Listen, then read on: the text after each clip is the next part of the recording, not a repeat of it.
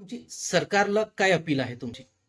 सरकारला एकच विनंती की सरकारने लवकरात लवकर आरक्षणावर लवकरात लवकर निर्णय घेऊन अंमलबजावणी करावी आणि मराठा समाजाला हक्काचं आरक्षण द्यायला पाहिजे लवकर. अभी तुमचे जे पिताजी आहे मुंबईमध्ये आंदोलन करत आहे आणि त्यांचे पाठीमागे खूप लोक पण आहे. कारण ते पूर्ण समाज बांधव त्यांच्या वेदना घेऊन आलेले आहेत आणि त्यांना पण माहिती की आरक्षणाची किती गरज आहे आणि आरक्षण भेटल्याच्या नंतर लेकरांच्या शिक्षणात खूप मोठा फायदा होणार.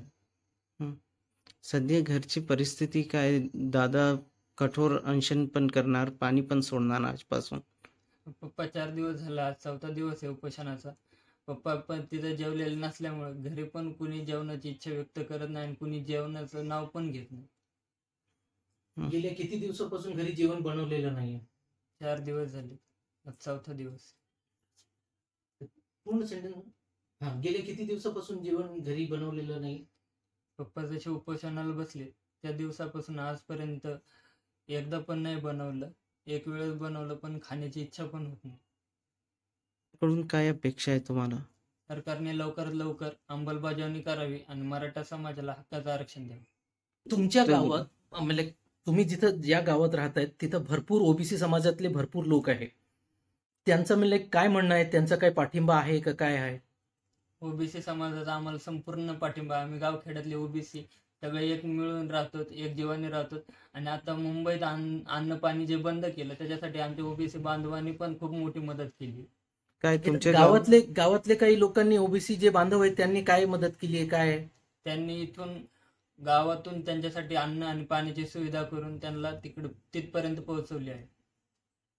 त्या गावातील सर्व ओबीसी बांधवांनी, असं एक पण ओबीसी नाही की तो विरोधात आहे. सगळे आमच्या सोबत आहेत, एकजूट आहेत आणि त्यांनी मराठा बांधवांसाठी पूर्णपणे अन्न आणि पाण्याची व्यवस्था गावातून मुंबईपर्यंत केली. ताई, आप कैसे देखते हैं एक बीवी और एक मराठा समाज की बेटी? तुम्ही कसं बघताय ह्या सगळ्याला? एक समाजाची मुलगी म्हणून बोलते की आरक्षण जर भेटलं असतं तर शिक्षण झालं असतं. आरक्षण नसल्यामुळे शिक्षण झालं नाही. आणि घरातली गृहिणी म्हणून सांगते, जर सरकारला स्वतःच्या घरातली जशी काळजी असते तशी आमची पण काळजी त्यांनी घेतली पाहिजे.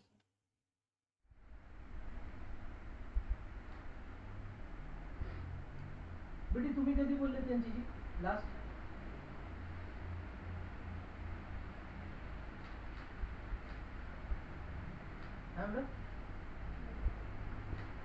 तुमचं लास्ट कधी बोलणं झालं पप्पांशी? गेले 8 दिवसात, 15 दिवसात? कधी आले होते ते? किती दिवस झाले असेल तरी पण? अशा दिवशी येते की ते टाइम पण नाही माहिती का. ते आले गडबडीत येते. त्यांना असं फ्री टाइमच नाहीये. जसं आपण विचार करतो एक मिनिट पण फ्री टाइम नाही त्यांना. हो, इतके लोक त्यांच्या मागे की इकडं चला तिकडं चला सगळं ते चालू.